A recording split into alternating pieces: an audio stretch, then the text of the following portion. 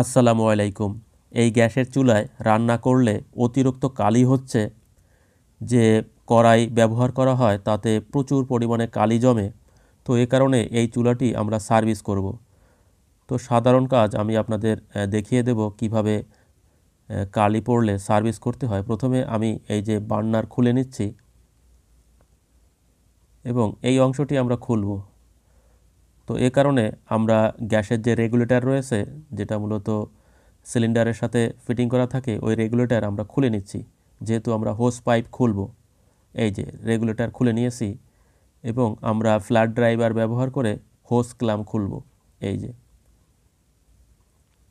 যেখানে অ্যালবোর সাথে মূলত হোস পাইপ ফিটিং করা থাকে, হোস ক্লাম দিয়ে দেখেন এখানে যে অ্যালবো ছিল সেই অ্যালবো একটু দুর্বল ছিল, ভেঙে গেছে। আমরা অ্যালবো পরিবর্তন করব।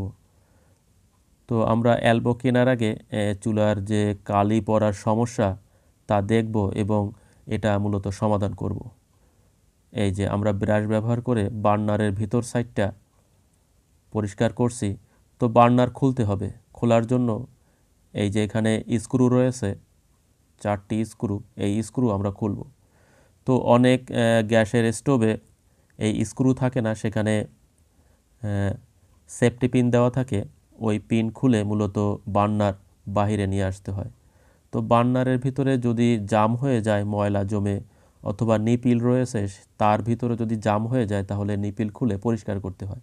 দেখেন আমরা বার্নার খুলেছি এবং একটু বাড়ি দিয়ে দেখব। দেখেন বার্নারের ভিতরে কি পরিমাণ ধুলা, কালি যাকে বলে, কালি জমে আছে। তো এই কালি পরিষ্কার করতে হবে। আমি আস্তে আস্তে পরিষ্কার করব, একটু ব্রাশ দিয়ে বাহিরে পরিষ্কার করে নিচ্ছি। প্রচুর কালি জমে আছে। বার্নার যত পরিষ্কার থাকবে রান্না করে তত শান্তি পাওয়া যাবে, কোনো প্রকার কালি পড়বে না এবং গ্যাসের যে হিট বা আগুনের যে তাপ তা সুন্দরভাবে পাওয়া যাবে। আমি একটি ইলেকট্রিক তার বা ইলেকট্রিক ওয়্যার ইনসুলেশন রিমুভ করে তা দিয়ে কালি পরিষ্কার করছি। দেখেন আপনারা চাইলে অন্য কিছু ব্যবহার করতে পারেন, শুধুমাত্র কালি পরিষ্কার করলেই হবে। এর ভিতরে প্রচুর গুঁড়া জমে আছে কালো রঙের। বার্নারের উপরে আমি হালকা বাড়ি দিচ্ছি হ্যামার দিয়ে। যেহেতু ঢালাই লোহা, জোরে বাড়ি দিলে ভেঙে যাওয়ার ভয় থাকে, আস্তে আস্তে বাড়ি দিচ্ছি এবং এতেই মূলত যে কালি রয়েছে তা পড়ে যাচ্ছে। দেখেন এই যে নিপিল রয়েছে, এই নিপিলের ভিতর যদি জাম হয়ে যায় তাহলে মূলত গ্যাস ভালোভাবে সাপ্লাই হয় না এবং কালি জমে। এবং এখান থেকে মূলত স্পার্কিং করে প্রথমেই স্টোভটাকে অন করে দেয় বা আগুন জ্বালিয়ে দেয়। এটা ঘুরিয়ে মূলত গ্যাসের যে আঁচ বা তাপ এটা কন্ট্রোল করা যায়। তো ওই সাইডেও দুটি এরকম গোলাকার এই যে ওয়াশারের মতো রয়েছে, যা এখানে বসিয়ে মূলত বার্নার ফিটিং করতে হয়। এই যে বার্নার সরিয়ে নেওয়ার পর এটা খুলে গেছে, আমি পূর্বের মতো এটা এখানে ফিটিং করে দিচ্ছি এবং এরপরে আমাদের কাজ হবে অ্যালবো পরিবর্তন করতে হবে। তাও আমি আপনাদের দেখিয়ে দিচ্ছি। দেখেন আমি বার্নার সঠিক স্থানে রেখে আবার পূর্বের মতো স্ক্রু টাইট করে বার্নার ফিটিং করে দিচ্ছি। তো গ্যাসের চুলার প্রত্যেকটা অংশ মার্কেটে কিনতে পাওয়া যায়, যেখানে মূলত এই ধরনের পার্টস বিক্রি হয়। দেখেন আমি বার্নারের উপরের অংশ এই যে বসিয়ে দিচ্ছি এবং মাঝখানে যা ছিল তাও বসিয়ে দিচ্ছি। তো এই পর্যায়ে আমাদের চেক করতে হবে, তার আগে আমাদের অ্যালবো পরিবর্তন করতে হবে। এই যে আমি ভাঙা যে অ্যালবো তা খুলে নিচ্ছি, আস্তে আস্তে খুলে নিয়েছি। দেখেন আমি পার্টসের দোকানে আসছি, এখানে প্রচুর পরিমাণে পার্টস বিক্রি হয়। অনেকেই পার্টস খুঁজে পান না। গ্যাসের চুলার প্রত্যেকটা অংশ এখানে পাওয়া যায়, প্রত্যেকটা অংশ। এই যে দেখেন প্রত্যেকটা অংশ আছে। আপনারা চাইলে পার্টসের দোকানে প্রত্যেকটা পার্টস কিনে আপনারা নষ্ট হয়ে গেলে পরিবর্তন করে দিতে পারেন। এই যে অ্যালবো কিভাবে কাজ করে, অ্যালবোর ভিতরে একটি রাবার সিল রয়েছে। এই যে এইভাবে থাকে।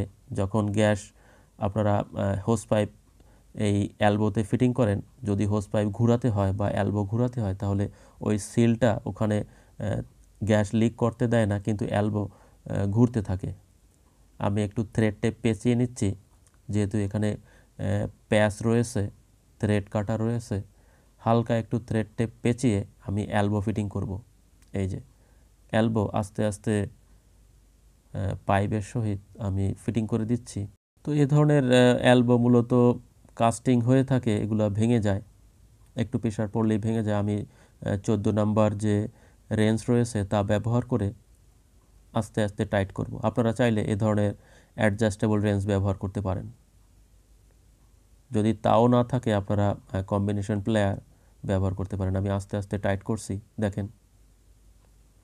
তো এই এলবোতে যখন আমি হোস ক্লাম টাইট করব, তারপরে যদি এলবো ঘোরাতে হয় যে কোনো দিকে, তাহলে এলবো ঘুরবে, এই যে এইভাবে ঘুরে।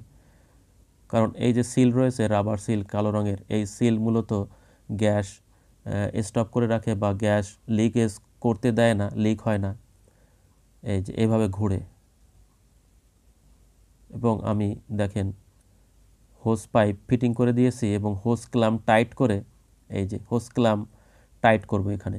হোস পাইপ আমি সম্পূর্ণ ঢুকিয়ে দিয়েছি এবং হোস ক্লাম আমি ফ্ল্যাট ড্রাইভার ব্যবহার করে টাইট করছি। আমি রেগুলেটর ফিটিং করে এই যে চুলা অন করে দিয়েছি, দেখেন তাপ ভালোই হবে এবং কালি আগের মতো পড়বে না আশা করা যায়। এই যে আমি যে চুলার যে আগুন তা কন্ট্রোল করে নিচ্ছি এখান থেকে। তো যা বলছিলাম পূর্বের একটি ভিডিওতে, গ্যাস ডিটেক্টর বা গ্যাস সেফটি ডিটেক্টর, যেটা মূলত গ্যাস লিকেজ হলে অ্যালার্ম দেবে অটোমেটিকভাবে, ওই ভিডিওতে আমি আপনাদের দেখিয়েছিলাম। ভিডিওর লিঙ্ক আপনারা ডেসক্রিপশন বক্স এবং এন্ড স্ক্রিনে পেয়ে যাবেন। আজ এখানেই বিদায় নিচ্ছি।